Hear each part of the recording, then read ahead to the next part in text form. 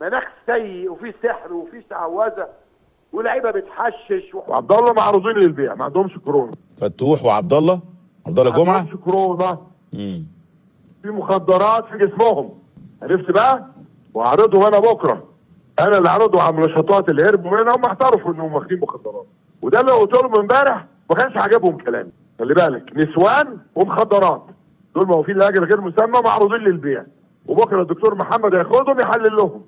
لا كورونا ولا خرا، مش عايزين نكذب على الناس وعلى الجماهير. اهلا بيكم في حلقه جديده من برنامجكم ضرب في المليان. وزي ما شفنا في البدايه، المستشار بيقول فتوح وعبد الله كانوا شاربين حشيش، وقال لك في نسوان، والصحف العالميه مقطعانا ليله سعادتك. بس يا ريت في البدايه لايك وشير واشتراك في القناه علشان دايما يوصل لحضراتكم كل جديد. طب ماتش اسوان، قلنا الحجج بتاعتها وسردناها، ويا ريت لو مشفتوش الحلقه ترجعوا تشوفوها.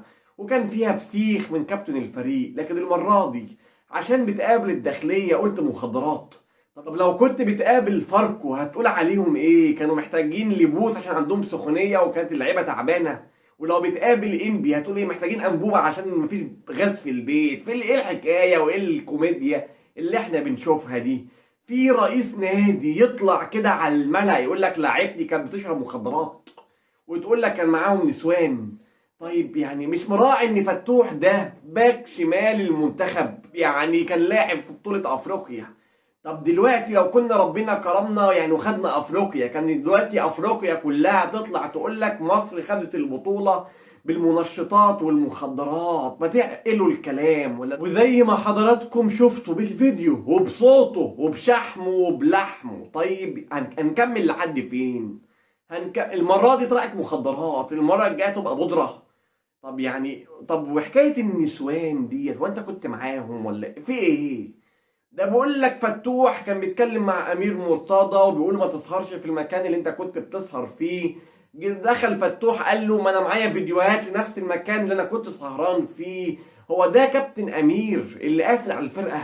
هو ده مدير الكوره؟ ايه اللي بيحصل في الزمالك؟ طب السؤال اللي بيفرض نفسه بقى، لو كان الزمالك فاز على الداخليه كنت تطلع تقول؟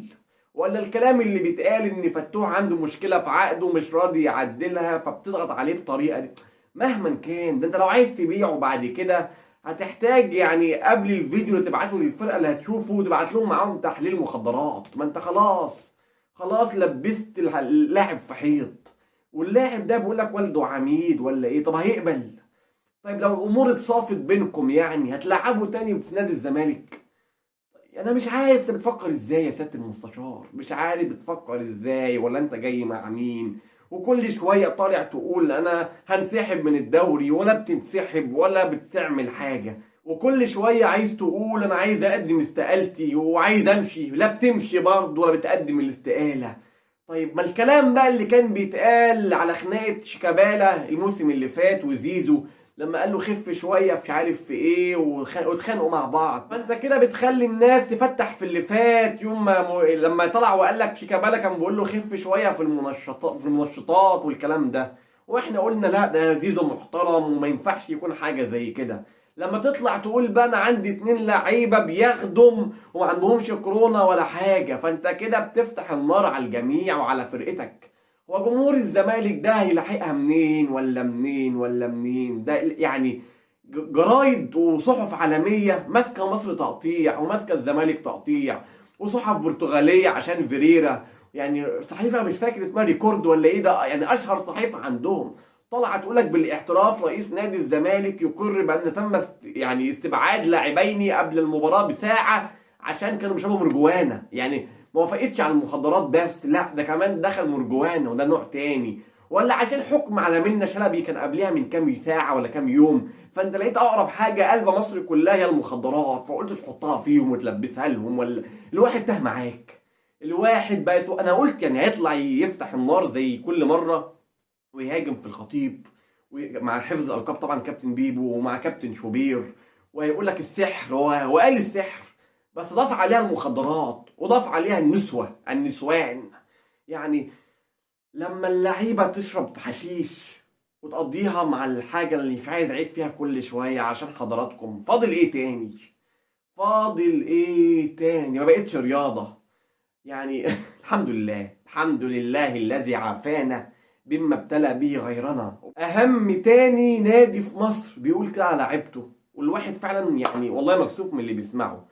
فالحمد لله. الحاجه بقى اللي عايز اتكلم عليها الموقف الانساني اللي حصل امبارح في ماتش الاهلي وانبي، المشجع اللي وقع واغمى عليه واتفتح راسه او اتعور في راسه، ويعني والدكتور بتاع نادي انبي اللي جرى وعدى الحواجز ويعني ولحقوا المشجع ده وعالجوه. طبعا كابتن ابو عبله راح هو كمان.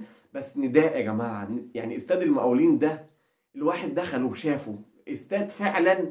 عشان تعمل حاجه زي كده محتاج معجزه. يعني لو قدر الله في حادث جوه المدرجات، مفيش غير باب واحد بس، مفيش غير باب واحد بس يعني على ما اذكر للمشجعين او للجماهير، ومفيش طريقه يخش بيها حد من الملعب للمدرجات او العكس. عشان كده شفنا المنظر البارح، يعني بيعدي من فوق يعني الحواجز الحديديه، وكان ممكن يتعور وكان ممكن تحصل حاجه.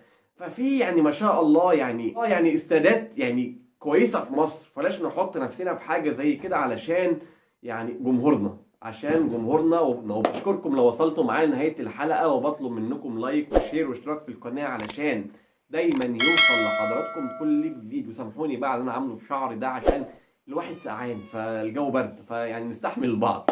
واشوفكم على خير ان شاء الله. تحياتي لحضراتكم.